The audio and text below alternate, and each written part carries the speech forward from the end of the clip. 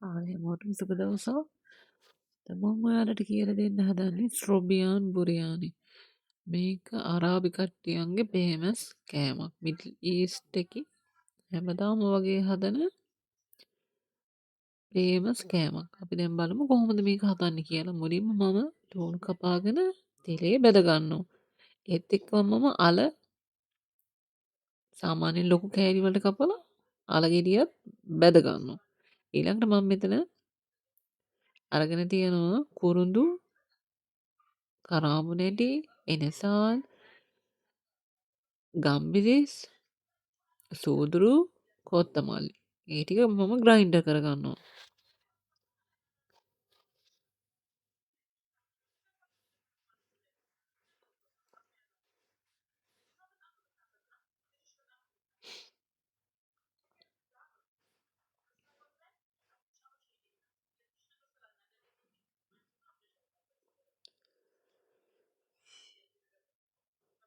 ඊළඟට මම කරන්නේ බැදගන් තියෙන ලූණු එක සුදුලූණු ගෙඩියක් ඊට පස්සේ මම මස් එක හොඳට හොදලා අරගෙන තියෙනවා. මෙතන මම අර කිව්ව අල බැදගත් එක කොත්තමල්ලි කොළ ටිකක් අරන් තියෙනවා. යෝගට් ටිකක් අරන් තියෙනවා.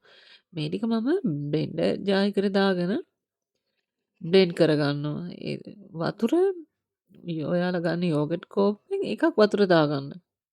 ඊළඟට බ්ලෙන්ඩර් කරගත්ත මිශ්‍රණය පැත්තකින් තියාගෙන ඊළඟට මම භාජනයක් ලිපේ තියලා සූදුරු ටිකක් දාලා බැදෙන්න ඇරලා ඊළඟට මම පොඩිවට කපාගෙන ලූණු ටිකකුයි සුදු ලූණුයි ඉඟුරුයි මිශ්‍රණයක් ඒකට දාලා රන්වන් පාට වෙනකම් බැද ගන්නවා. ඊළඟට මම ඒකට කුරුඳු පොතු කැබලි ටිකක් එකතු කරගන්නවා.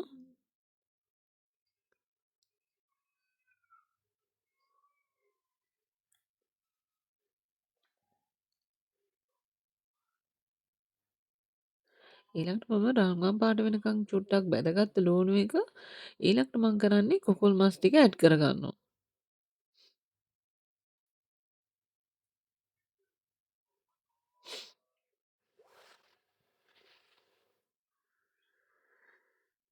විනාඩි දෙකක් මදගින්නේ වහලා පාට වෙනස් වෙනකම් තියාගන්න මස් එක. ඊළඟට මම අර හදාගත්ත මිශ්‍රණය ඒකට දාලා කලවම් කරලා වතුර කුකුල් මස් එක වැහෙන ප්‍රමාණයට වතුර දාගෙන ඊළඟට මම මෙතන අමු මිරිස් ටිකක් ඇඩ් කරගත්තා. ඊළඟට මම මෙතන අරන් තියනවා කරි පවුඩර් ටිකකුයි පාප්‍රිකා පවුඩර් ටිකකුයි මාජි පවුඩර් ටිකකුයි ලූණු රස අනුව. ඊළඟට මම අර මස් එක බාගෙට තැම්බීගෙන එනකොට තමයි මම අර බැදගත්ත අල ටික එකතු කරන්නේ. මොකද මං කලින් මස් ටික බැදගෙන තිබුණේ නෑනේ. ඒක නිසා ඊළඟට මං අල ටික ඒත් එක්කම මිශ්‍ර කරත් එහෙම වෙන්නේ අල එක තැම්බිලා සෝස් එක ගන්න බැරි වෙනවා. මොකද අල ටික හොඳටම තැම්බෙනවා. තැම්බිච්චාම ගන්න අමාරුයි. සෝස් එක වගේ වෙන්නේ ඊට පස්සේ අල ටික මෙරි වෙනවනේ. ඒක නිසා.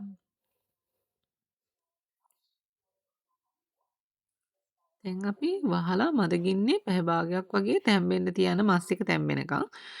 ඒ අතරේ මම විනාඩි 20ක් පෙඟෙන්න හාල් හොදලා තියාගත්තා. ඒක දැන් මම මේ වෙනම භාජනයකට දාලා උයා ගන්න හදන්නේ.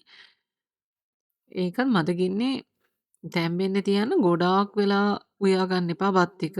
80ක් වගේ බත් එක ඉදුණාම ඔයාලා ඒක පෙරා ගන්න. ඒක පෙරලා පැත්තකින් තියාගෙන ඔයාලා දැන් මම මෙතන සපරාම් පවුඩර් තේ හැඳි භාගකුයි එනසාල් පවුඩර් ටිකකුයි රෝස් වෝටර් ටිකකුයි දාලා මිශ්‍රණයක් හදාගෙන ඒක වෙනම තියාගන්නවා. දැන් මම මෙතන අර තඹගත්ත බත් එක උයාගත්ත භාජනයේට යටට දාගන්නවා ගී. ඔයාලට කැමති තෙල් වර්ගයක් භාවිතා කරන්න පුළුවන් මෙතනදී මම අරන් තියෙන්නේ ගී. ඊළඟට මං කරන්නේ අර උයාගත්ත බත් එකකින් භාගයක් මෙතෙන්ට ඇඩ් කරගන්නවා. ඊළඟට මං අර හදාගත්ත මස් මිශ්‍රණය සෝස් එක මසුත් අලයි ඒ ඔක්කොම මෙතනදී ඇඩ් කරගන්නවා.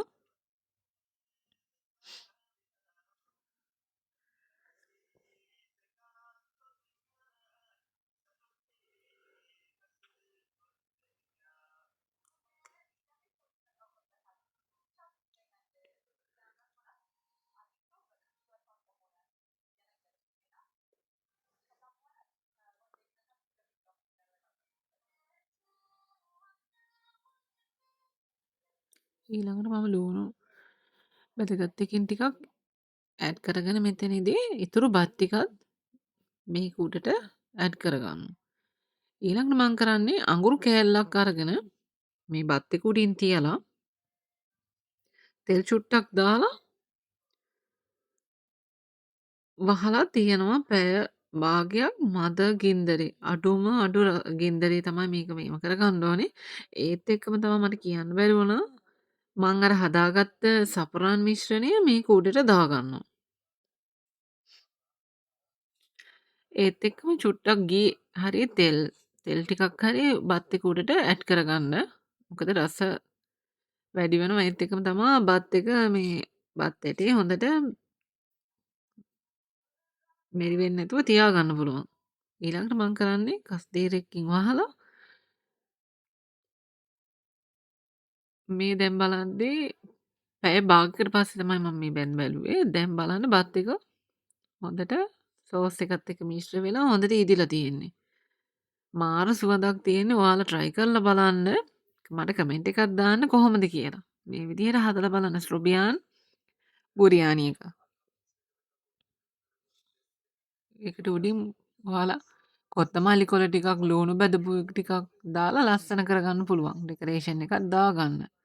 එතකොට බත් එක සම්පූර්ණ වෙනවා.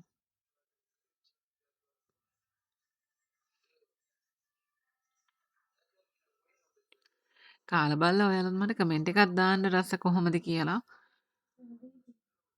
එහෙනම් මම